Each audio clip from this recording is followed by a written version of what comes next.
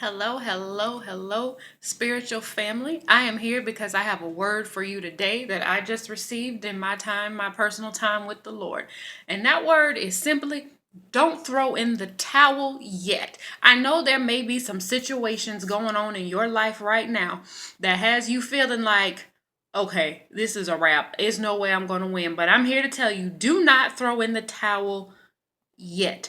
Like I didn't even have time to set up my big boy camera for this. I'm going to use my camera phone because it's important that you get this. It's important that you don't quit. It's important that you don't give up. This is the season to win. So don't throw in the towel too soon. Don't worry about what it looks like. Don't worry about the opposition.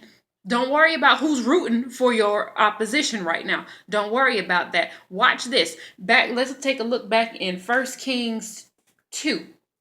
I've talked about Adonijah and Solomon before, but let's go back and take a look for it. Now, if you're not familiar, Adonijah and Solomon were David's sons, okay? It was time to choose the next king, and everyone thought that it would have been Adonijah. Everyone thought that Adonijah was next in line. But watch what Adonijah says himself now, even though he was trying to set up a plot. Listen to what he says in verses 15 here.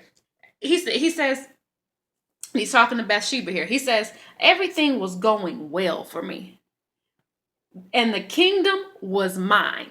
In other words, I had it in the bag. Everybody expected me to be the next king. In other words, everybody expected Adonijah to win. Everybody expected Adonijah to receive the crown. But, he says, but the tables are turned, and everything has went to my brother instead.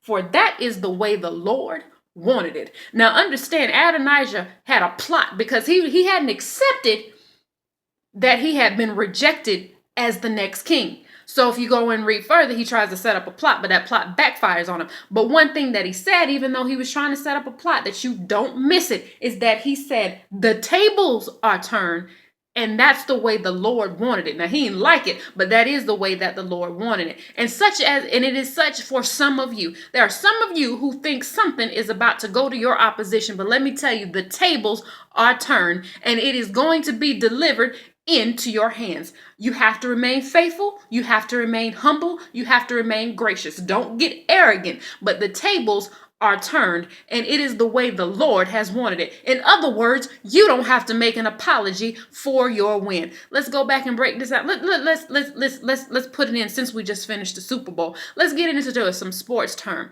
It might have been some flags thrown on the play. As far as you're concerned, you may have caught some penalties, but just because you got some penalties don't mean that you don't win the game. I don't care what it looks like right now, but honey, it can be, come on Cowboys and Giants. It can be 7 seconds left on the clock, and the Giant might have already been declared the winner because that was the expectation, but you can still come back with 7 seconds left on the clock and defeat your opposition, even though the critics were saying it's a sure win for the other team playing. It's a sure win for your opposition. But let's not forget, God is in control. As long as there's still time on the clock, there's still time for you to win. If the whistle has not been blown and the regulator, the umpire, whoever has not said, which in this case would be God, if God ain't blown the whistle and said game over, that means it's still time for you to win. Do not listen to your critics. Your opposition, they may have some fans that's cheering real loud. It's some people around you who might be rooting real loud for the other team. But understand, you can still win. This game is not over. Don't you throw in the towel. Don't you look at what you're going through. Because come on, let's go back to David, who fought the giant in the valley. It was a whole lot of people on the mountain. They sent one champion down in the valley, Goliath. But who came? Did one of the skilled soldiers, the trained soldiers from the Israelite camp, is that who went down and defeated Goliath? No, it was the boy, the shepherd boy who attended to the sheep, is the one who took out the giant. He took out the champion. And how did he do that? Because he was out there working with those sheep, and he came against the bear and he came against the lion, right? So that's how he learned how to defend himself. That's how he learned the skill that he learned in order to take out the giant, to take out what was the champion, but David became the new champion. So don't be ashamed of what you had to go through, because there's some people who looking at you like you just a cashier. You're just the bag. You're just the bag girl at the grocery store. You're just the boy, mopping up floors. Let me tell you something. You know, they don't want you. What do they want with you? You started from the bottom. They want somebody on their level. Let me break it down for you. Honey, it's something called process.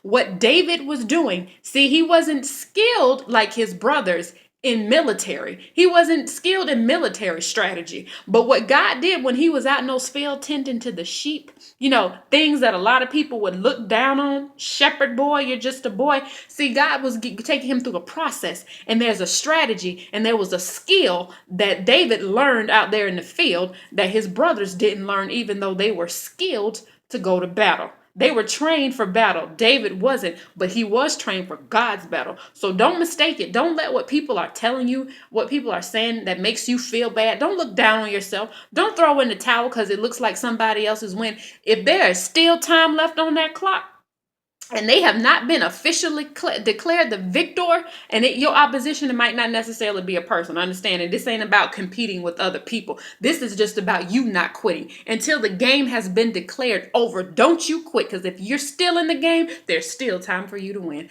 I love you, family. Be blessed. Peace.